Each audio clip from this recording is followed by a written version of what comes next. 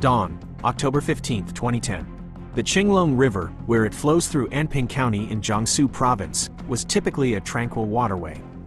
But on this day, it was writhing under the weight of a horrifying secret. What could turn a crystal-clear morning into a scene of mourning, and why was a bloated corpse, bound tightly with heavy stones, now the epicenter of fear and unanswered questions? This case is more than a simple crime. It's a reflection of the darkest corners of the human heart, where love, betrayal, and twisted desires intertwine, leading to a tragic end.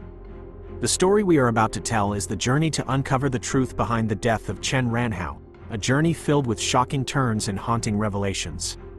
Before we unfold the final pages of this haunting case file, if stories about human nature, hidden secrets, and the quest for justice captivate you, please take a moment to subscribe to our channel.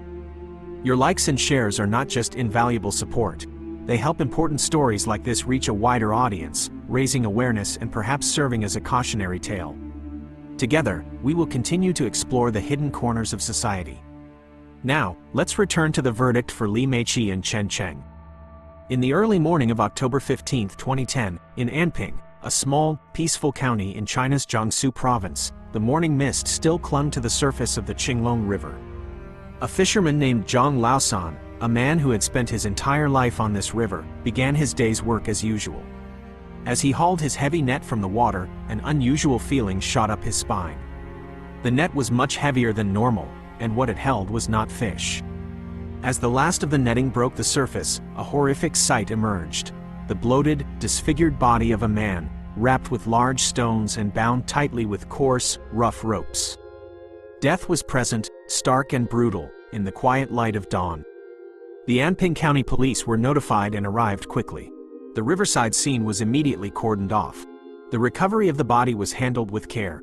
The victim was a man, and based on the state of decomposition, investigators initially determined he had been dead for about 7 to 10 days. One particularly crucial detail was noted right away. Deep, clear marks on the victim's neck indicated strangulation. No identification was found on the body or anywhere near the discovery site. The identity of this unfortunate man was the first major question.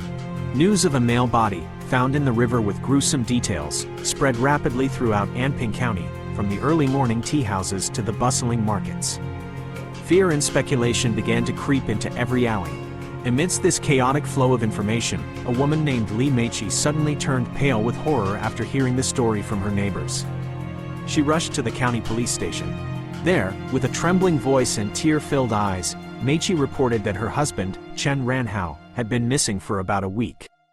The identifying features she described, his height, build, and even the clothes he was last seen wearing, matched the initial information about the unidentified body from the Qinglong River with terrifying accuracy. A dark premonition settled over everyone. Could this unfortunate man be Chen Ranhao? And if so, what had happened to him? Li Meiqi was taken by investigators to the morgue to perform a painful task: identify the body. The moment the white sheet was pulled back, Meiqi broke into sobs and collapsed to the floor. She was racked with an all-consuming grief, and through choked sobs, she confirmed it was her husband, Chen Ranhao. Meiqi's tormented expression moved everyone present. Through her tears, she explained that Ranhao had seemed withdrawn and quiet lately. The night he disappeared, he simply told her he had to step out for a bit and never returned. Meiqi's account painted the picture of a wife drowning in despair, a wife who had suddenly lost her life partner.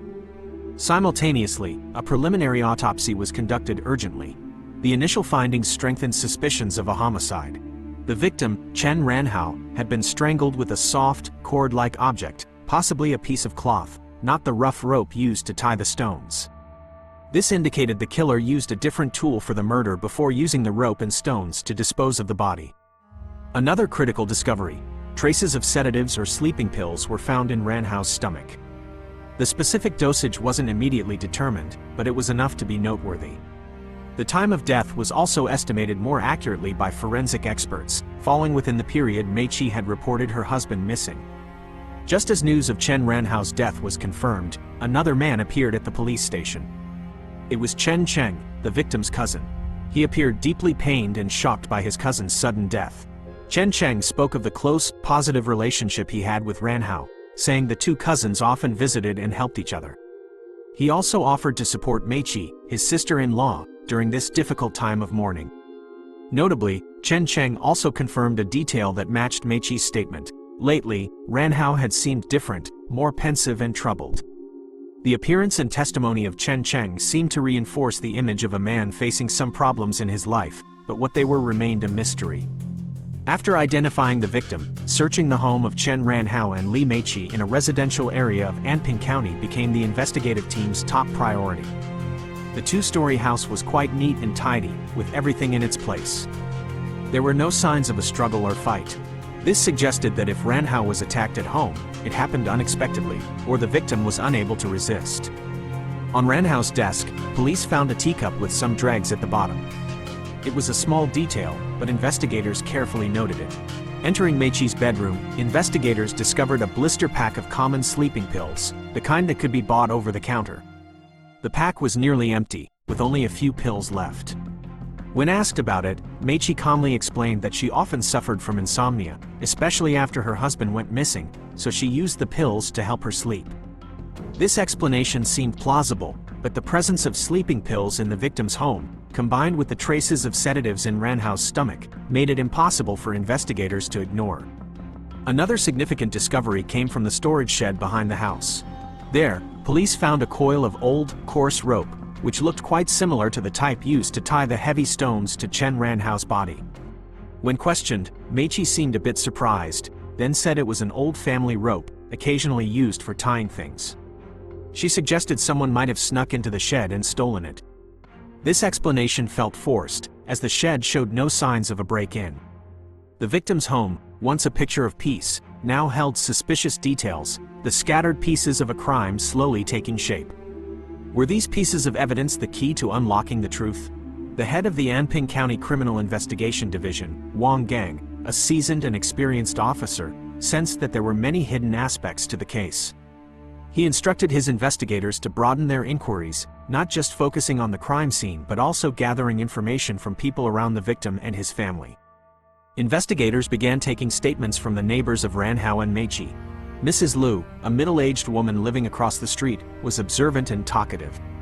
She recounted that she had occasionally seen Chen Cheng, Ran Hao's cousin, visiting the house when Ran Hao was away at work. Mrs. Liu also astutely observed that Meiqi had been wearing more makeup recently, and her style of dress was brighter and more put together than before.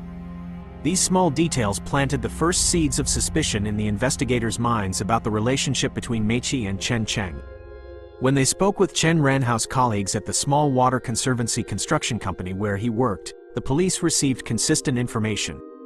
Everyone described Ran Hao as a gentle, quiet, and hard-working man who had no significant conflicts with anyone at work. He was well liked by his colleagues for his diligence and non-confrontational nature. However, a closer colleague mentioned a noteworthy detail.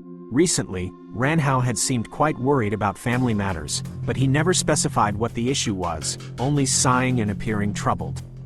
This matched the statements from Meiqi and Chen Cheng about the victim's unusual behavior before his disappearance. Meanwhile, another line of inquiry focused on Chen Cheng. Investigators discovered that he had some minor debts from informal gambling, but the amount wasn't large enough to be a motive for robbery and murder. He worked as a freelance plumber and electrician, with an unstable income. What was significant was that Chen Cheng frequently visited Ran Hao and Meiqi's home, under the pretext of helping his cousin and sister-in-law with odd jobs. Chen Cheng's regular presence at the house, especially at the sensitive times mentioned by Mrs. Liu, made the suspicion of a relationship between him and Meiqi even stronger. The rumors and scattered pieces of information from various sources were beginning to paint a much more complex picture than what first appeared. While investigators were busy gathering information from the victim's social circle, the detailed forensic analysis results from the Jiangsu Provincial Police Laboratory arrived. This was key scientific evidence that could clarify many of the case's ambiguities. The toxicology report on Chen Ran Hao's blood and stomach contents confirmed a horrifying fact. A very high level of diazepam, a common sedative and sleeping pill, was found.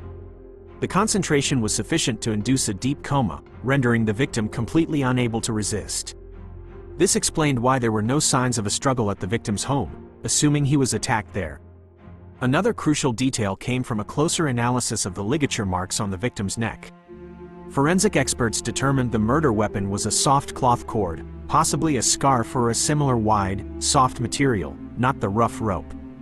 This created a major contradiction. The coarse rope was only used to tie stones to the body for the purpose of sinking it in the river.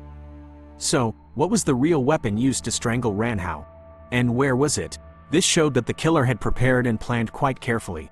Furthermore, an analysis of microfibers found on Ranhao's clothes, and especially under his fingernails, yielded a surprising clue.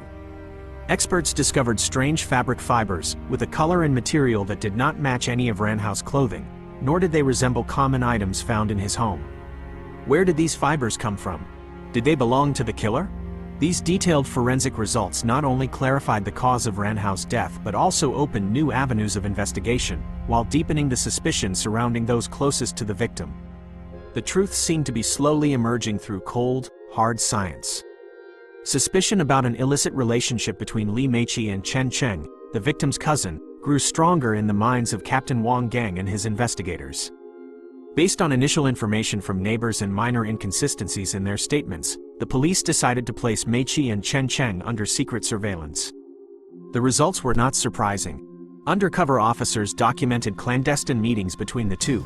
During these encounters, their gestures toward each other went far beyond the normal intimacy between a sister-in-law and a brother-in-law who were supposedly in mourning together. Their glances, discreet touches, and the tense yet meaningful atmosphere between them spoke volumes. Although tracking detailed call and text histories was more difficult in 2010 than it is today, through police work and information from acquaintances, the police gathered that the frequency of contact between Meiqi and Chen Cheng had spiked dramatically in recent months.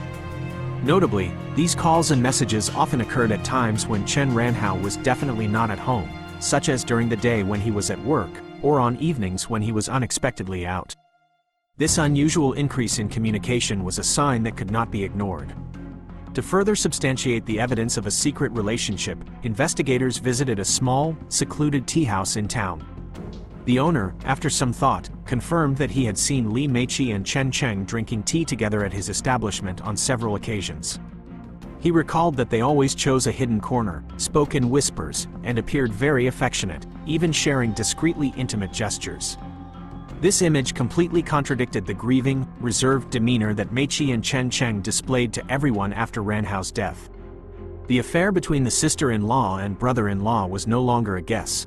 There was now concrete evidence. Could this illicit love affair be the motive for such a brutal crime?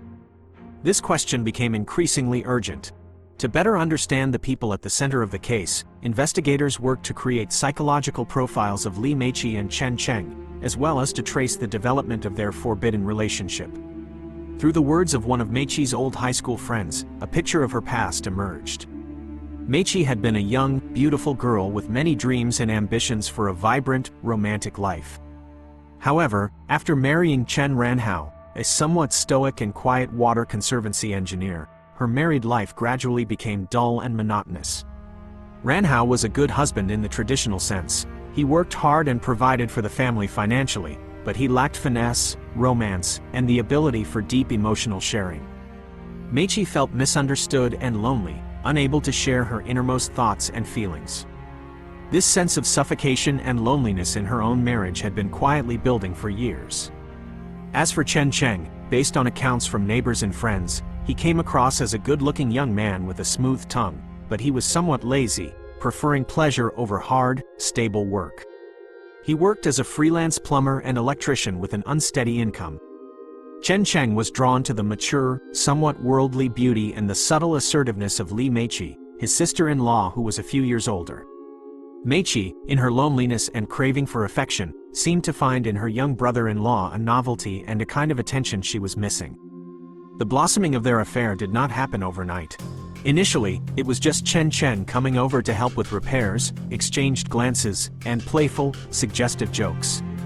Gradually, the meetings became more frequent, the conversations more intimate. They found in each other a connection, or at least they deluded themselves into believing in a connection, a sense of understanding that both felt was missing in their own lives. The line between sister-in-law and brother-in-law was quickly erased. Secret rendezvous began. Investigators found evidence that Meiqi and Chen Cheng had secretly met several times at a small motel in a neighboring town. One can imagine the tension, the burning desire mixed with guilt and the fear of being discovered during those meetings. This illicit relationship had become a smoldering fire, growing hotter and ready to burn everything down. As the affair between Li Meiqi and Chen Cheng deepened and became impossible to break off, the idea of eliminating Chen Ranhao, the biggest obstacle to their relationship, began to form in Meiqi's mind. At first, she only hinted to Chen Cheng about a future where Ranhao was gone, where they could be free together without fear. Hearing this, Chen Cheng was initially scared and hesitant. Despite his feelings for Meiqi and his dissatisfaction with his own life, the thought of murder was still too horrific for him. However, Meiqi didn't give up. With her cunning and persuasiveness, she gradually planted sinful thoughts in Chen Cheng's mind. She painted a picture of a bright future where they could be together openly, no longer needing to hide and sneak around. Meiqi also mentioned the savings Ranhao had, which, though not a huge amount, would be enough for them to start a business together and build a new life. The temptation of love, freedom, and money slowly chipped away at Chen Cheng's weak resolve. Once Chen Cheng was on board, they began to research and discuss methods of murder that would leave the fewest traces. They didn't want to be caught. They didn't want to pay the price for their actions. It was Meiqi who proposed using a high dose of sleeping pills. She argued it would be a peaceful way, causing Ranhao to die in his sleep without noise or resistance. To avoid suspicion when buying a large quantity of sleeping pills at once, Meiqi secretly visited many different pharmacies in the county and neighboring towns, buying a small amount at each. She used the excuse of buying them for a relative back home who suffered from chronic insomnia. This careful calculation showed Meiqi's determination and thorough preparation. After securing the sleeping pills, the next thing they discussed was how to dispose of the body. The Qinglong River, flowing right near Ranhao and Meiqi's house, was chosen as the location. They believed the river's current would wash away all traces, and with any luck, the body would never be found. To ensure the body sank to the bottom, they prepared large stones and coarse rope. The old coil of rope stored in the shed, which Meiqi would later tell police was just old family stuff, was actually part of their plan from the beginning. A detailed, cold-blooded murder plot had been drawn up, just waiting for the right moment to be executed. The night of October 7, 2010, about a week before Chen Ranhao's body was discovered, was the fateful night that Li Meiqi and Chen Cheng chose to carry out their cruel plan. That evening, Meiqi deliberately acted more cheerful, gentle, and attentive to her husband than usual. She prepared dinner with all of Ranhao's favorite dishes. After dinner, as was his habit, Ranhao wanted to drink a strong cup of tea before doing a little more work. Meiqi quickly went to make the tea. She brewed a rich, fragrant cup, but inside, she had secretly mixed in a large amount of sleeping pills, crushed into a fine powder from the tablets she had collected. Her hand did not tremble as she handed the fateful cup to her husband. Chen Ranhao, completely unsuspecting, calmly drank the entire cup of tea his wife had prepared. He even complimented her, saying the tea was especially good that day. A short while later, the effects of the powerful dose of sleeping pills began to take hold. Ranhao felt overwhelmingly sleepy, his mind becoming hazy. He barely had time to get into bed before falling into a deep sleep, a sleep from which he would never wake. Once she was certain her husband was sound asleep and completely unaware, Li Meiqi silently signaled to Chen Cheng. Her lover had already snuck into the house according to Meiqi's plan and was hiding in a dark corner, waiting for the right moment. They both approached the bed where Ranhao lay in a death-like slumber. Not a word was spoken, only an exchange of glances. It was Meiqi who produced a silk scarf, her own dark red silk scarf, which would later become a crucial piece of evidence. Together, they used the scarf to tightly constrict Ranhao's neck. In that horrific moment, tension and fear were clear on Chen Cheng's face. His hands trembled, but he followed Meiqi's lead. In contrast, Meiqi appeared incredibly calm, cold, and decisive. There was not a flicker of hesitation in her eyes as she slowly extinguished the life of the man who had been her husband. They held the scarf tight until Ranhao stopped breathing, his body going limp. After making sure Ranhao was dead, Meiqi and Chen Cheng did not rush to dispose of the body. They waited until late at night, when the neighbors were deep in sleep and the streets were deserted. Only then did they carry Ranhao's body out of the house and head toward the bank of the Qinglong River, not far away. Under the dim moonlight, the task was strenuous and tense. They tied the large stones they had prepared to the victim's body with the coarse rope, then strained to push the heavy corpse into the cold water of the Qinglong River. A soft splash echoed and then was swallowed by the night. Their work done, they hurried back to the house, trying to clean up any remaining traces, from the teacup to the slightest disturbance in the bedroom. They believed their crime was now forever hidden by the river. Li Meiqi and Chen Cheng had tried to create a perfect cover story, a tale of a husband and cousin who had suddenly gone missing and then unfortunately passed away. But no crime stays hidden forever. Captain Wang Gang, with the sharp instincts of a veteran investigator, began to notice irregularities. When he carefully compared the statements of Meiqi and Chen Cheng about Ranhao's timeline on the day he supposedly disappeared, as well as their own activities during that time, he found several small but suspicious contradictions. Details about timing didn't match up, nor did their accounts of who last saw Ranhao or who knew about his plans to go out. These inconsistencies, though minor, were the first cracks in the seemingly perfect facade the two culprits had constructed. Meanwhile, forensic experts continued their meticulous work. A critically important discovery was made. They found several tiny, dark red silk fibers trapped under the fingernails of the victim, Chen Ranhao. Similar fibers were also discovered on the undershirt he was wearing when his body was found. The experts confirmed that this type of silk fabric was not present in Ranhao's wardrobe, nor was it a material typically associated with a man in his profession as an engineer. Where did these strange fibers come from? Were they related to the weapon used to strangle Ranhao? This question was immediately raised. Following the clue of the dark red silk fibers, the police decided to conduct a more thorough search of Li Meiqi's bedroom, focusing on places where evidence might be hidden. This time, their persistence paid off. In a deep, hidden corner of Meiqi's wardrobe, among her everyday clothes, investigators found a dark red silk scarf. The scarf seemed to have been washed very carefully, leaving almost no distinct smell. However, when examined under a strong light and with professional techniques, they discovered a very faint stain on its surface, almost invisible to the naked eye. The material and color of this scarf perfectly matched the tiny silk fibers found on Chen Ranhao's body and under his fingernails. The perfect cover that Meiqi and Chen Cheng had painstakingly built was on the verge of complete collapse. With the new evidence, especially the dark red silk scarf, investigators decided to focus on Chen Cheng, who was assessed as the weaker link in the criminal couple. Chen Cheng was repeatedly summoned to the police station for questioning.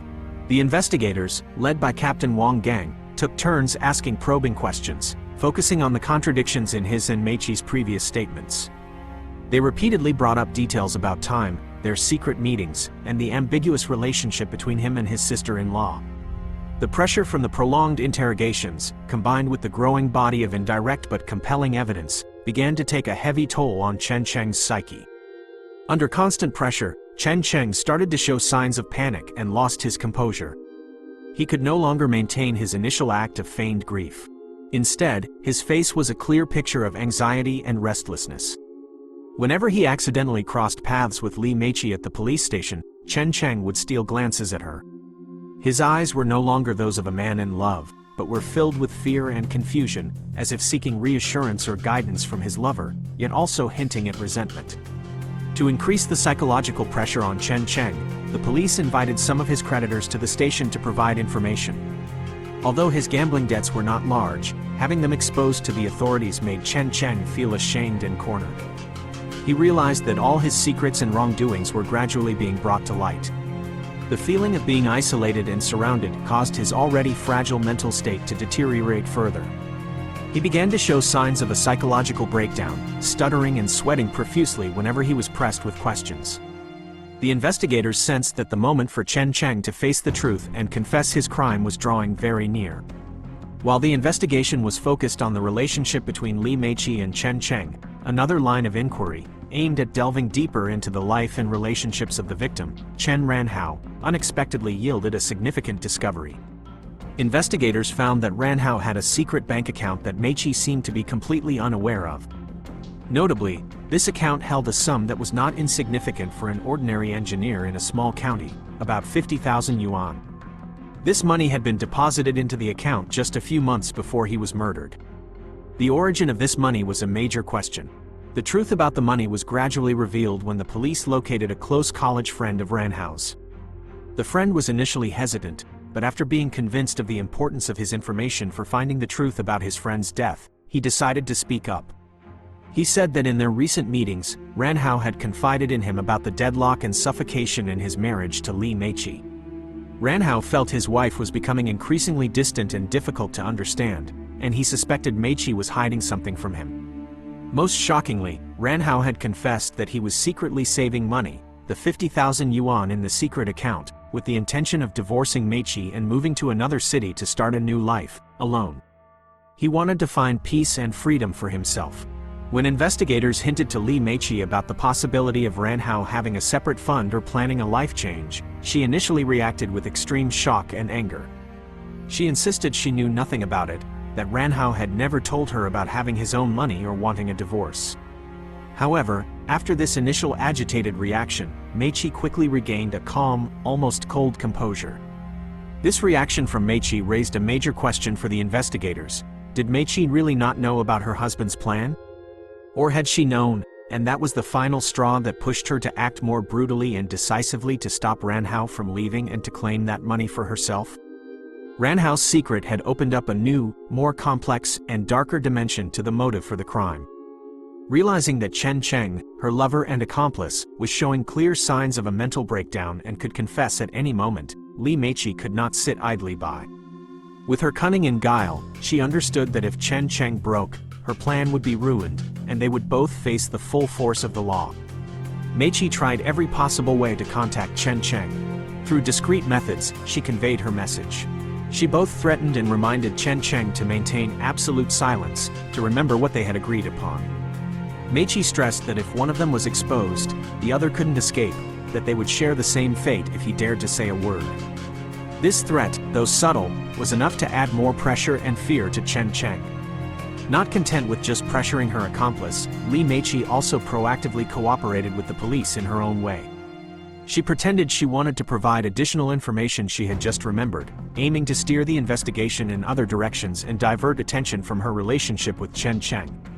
Meiqi tried to suggest that Chen Ranhao might have had business conflicts she didn't know about.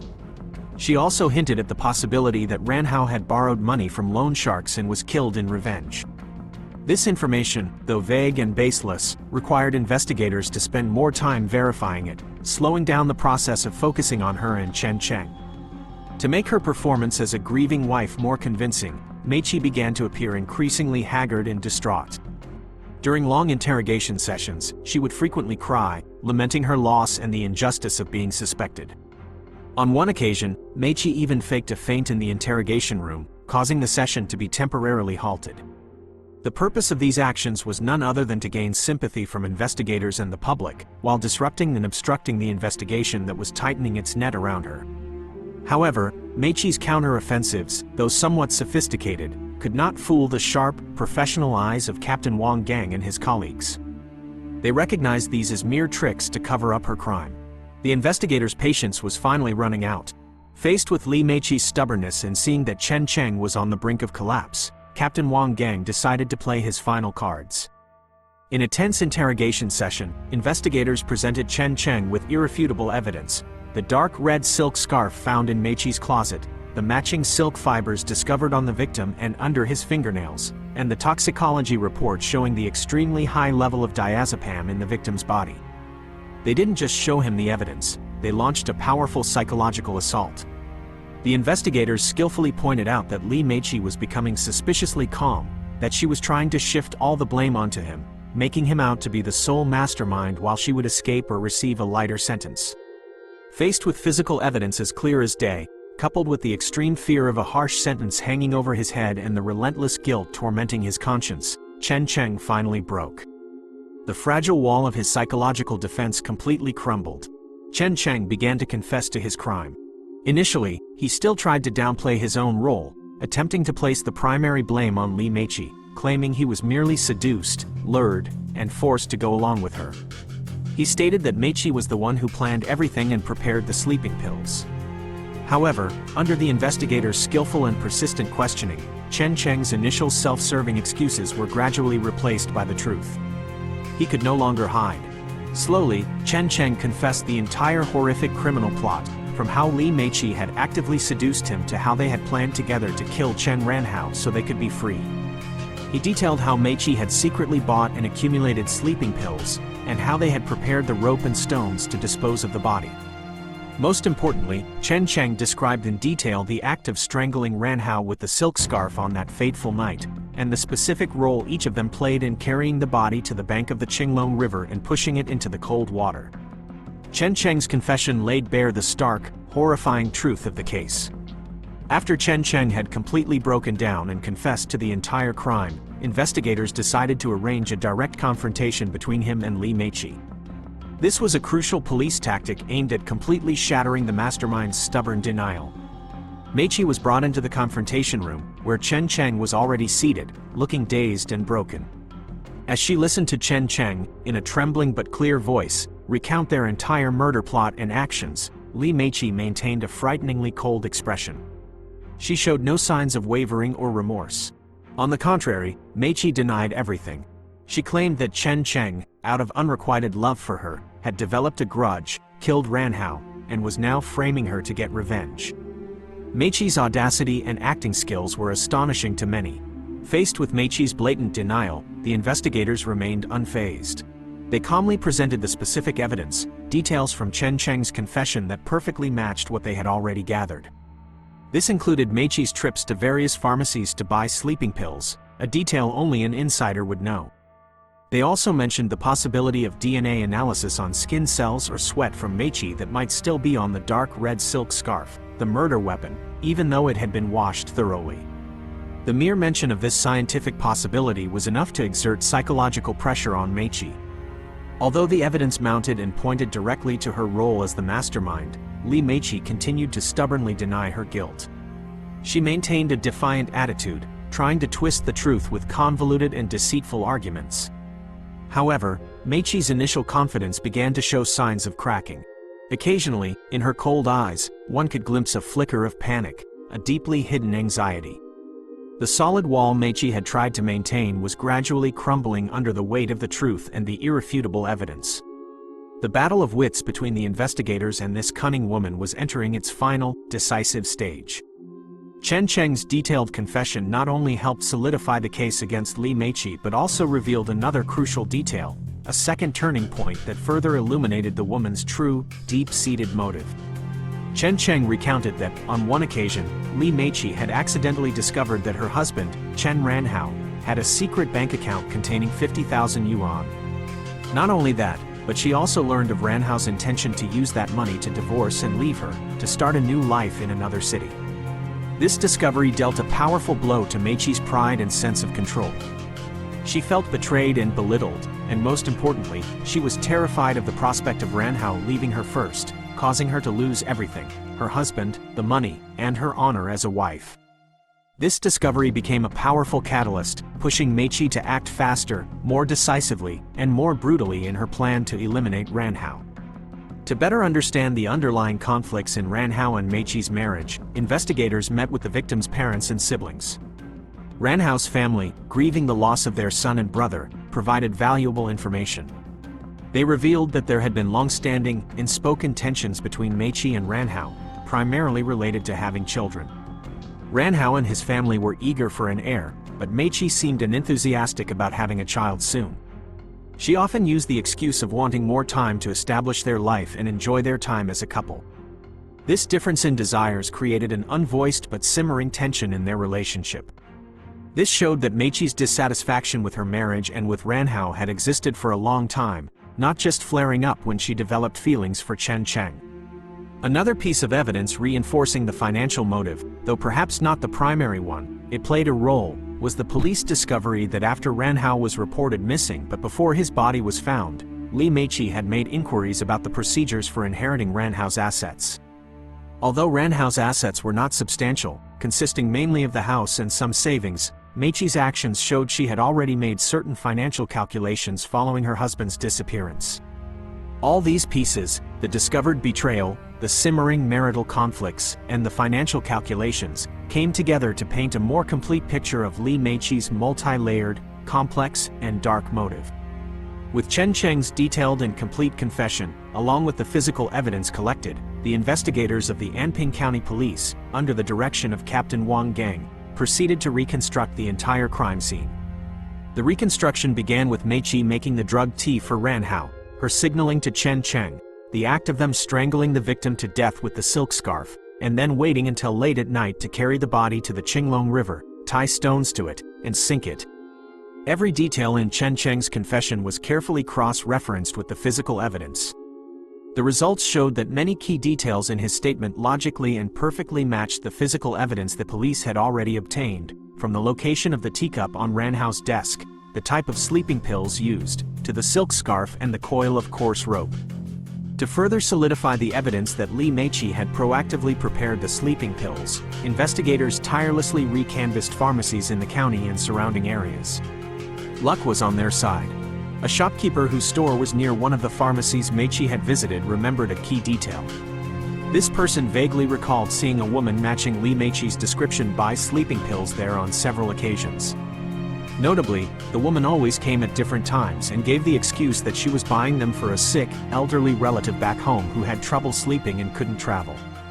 This witness's testimony, though indirect, helped corroborate Chen Cheng's account of Meiqi secretly buying and hoarding sleeping pills from multiple sources. The forensic analysis of the dark red silk scarf, the main murder weapon, also yielded final, irrefutable results. Forensic experts conducted an extremely meticulous analysis of every fiber on the scarf. They discovered a few very small, fine hairs, identified as belonging to the victim, Chen Ranhao, tangled on the surface.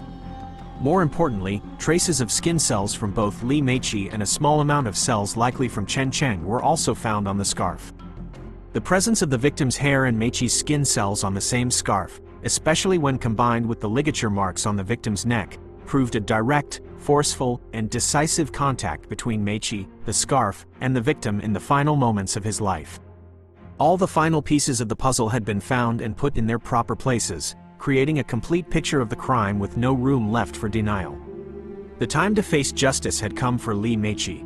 In her final sessions with the investigators, she was confronted with all the irrefutable evidence.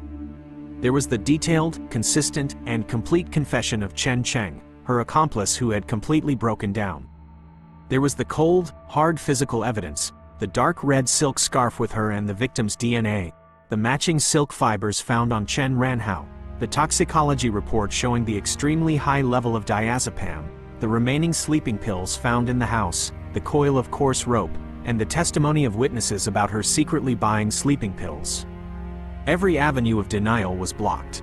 The facade of the grieving, innocent wife was completely torn away. Faced with the weight of the undeniable evidence, with the stark and brutal truth, the strong psychological wall that Li Meiqi had tried to build finally collapsed. Gone was the coldness, the defiance, the fake tears. In their place was a look of shock, panic, and despair on the face of this once clever and cunning woman. Meiqi began to stammer, admitting to her crime. However, even in her first confessions, she still tried to blame her circumstances, her fate. Meiqi lamented Chen Ranhao's coldness and neglect, the dull, suffocating marriage that she claimed pushed her into the arms of Chen Cheng.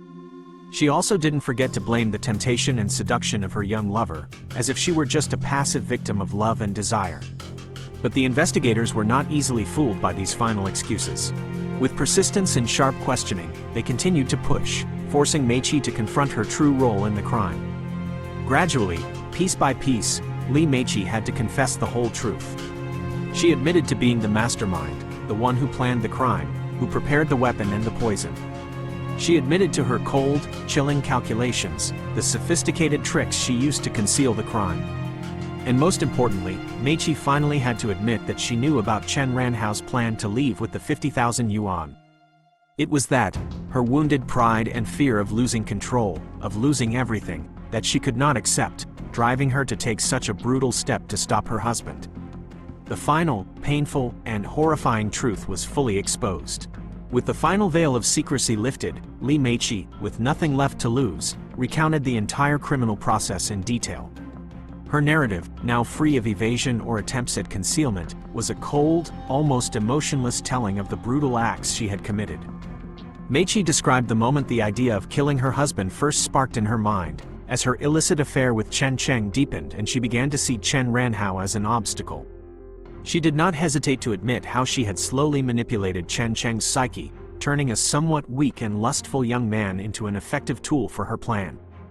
Meichi detailed the meticulous preparation of the silk scarf as a weapon, the secret purchasing and crushing of the sleeping pills. She described the act of putting the pills in her husband's tea, then strangling him to death with Chen Cheng. Even the process of disposing of the body, from carrying it to the riverbank, tying the stones, to cleaning the scene, was recounted by Meichi clearly, without a hint of remorse or guilt. Her account made the extreme cruelty and selfishness of this woman clearer than ever. Through Meichi's confession and the collected evidence, her multi-layered motive was fully exposed. Initially, it was a deep dissatisfaction with a dull marriage, where she felt misunderstood and unloved in the way she desired. Then came the burning desire for a new love, a romantic adventure with Chen Cheng. But the decisive factor that pushed Meichi to her most brutal act was her severely wounded pride when she discovered her husband, Chen Ranhao, not only had his own money but was also planning to leave her first. This crossed Meichi's final line, making her feel betrayed, out of control, and unable to accept being the one who was left behind. Besides that, while not the main motive, a small calculation regarding Ranhao's assets after his death had also crept into Meichi's thoughts. She saw Ranhao as an obstacle, something to be removed at all costs to get everything she wanted: love, freedom, and perhaps money. The astonishing contrast between Li Meichi's gentle, long-suffering, domestic exterior and her cruel, cunning, and cold-hearted nature within was fully exposed in the light of justice. She was not a victim of circumstance, but a cold-blooded mastermind. Chen Cheng, though a direct accomplice in the crime, appeared in the overall picture of the case as a weak, easily manipulated individual, dragged into a spiral of crime by the charm and control of his lover. He lacked the strength and clarity to resist Meichi's manipulation and ultimately had to pay a heavy price for his actions. Meanwhile, the pain and loss suffered by the family of the victim, Chen Ranhao, is immeasurable. The reaction of Ranhao's parents, elderly people who lost their son in a sudden and unjust way at the hands of the very daughter-in-law they once trusted, is a heartbreaking testament to the cruelty of the crime. After a period of investigation and completion of the case file, the People's Court of Nantong City, Jiangsu Province, held the first instance trial for the exceptionally serious murder case that occurred in Anping County. Based on the irrefutable evidence collected by the police, including physical evidence, forensic reports, witness testimonies, and especially the confessions of both defendants, the trial court delivered its final verdict. Li Meichi, for her role as the mastermind who planned in detail, prepared the weapon and poison, and directly participated in and directed the brutal murder of her husband, was sentenced to death for intentional homicide. This sentence reflected the nature and severity of her criminal acts, with aggravating factors such as premeditation, cruel methods, and murdering a close relative. As for Chen Cheng, an active accomplice in the case who directly assisted Meichi in strangling the victim and disposing of the body, he received a sentence of life in prison. The court considered mitigating factors for Chen Cheng, such as his sincere confession and cooperation with the investigation to clarify the case, but the crimes he committed were too great to warrant more leniency. The case of Chen Ranhao's murder closed with harsh sentences for the perpetrators. Justice was served. However, the pain and loss the case left behind for the victim's family, especially his elderly parents, will never fade. A human life was unjustly taken by those closest to him. This case is a profound and painful warning about the fragility of human relationships, about the incredibly thin line between love and blind desire, between righteous dissatisfaction and unforgivable criminal acts. It shows that selfishness, greed, and cruelty can hide under any guise, no matter how gentle or familiar. And when those negative emotions are pushed to the extreme, uncontrolled, they can destroy everything, causing unimaginable tragedies. The Qinglong River, which witnessed the horrific crime and held its secret in the early days, will eventually return to its usual peaceful, placid state. But the tragic story of the sinful love affair, of the brutal plot to murder a husband by Li Meichi and Chen Cheng, will forever haunt the people of Anping County and anyone who learns of this case. Justice was served, but no sentence can bring back a life that was lost, nor can it heal the deep emotional wounds left in the minds of those who remain. The costly lesson about loyalty, trust, and the price of crime will echo forever.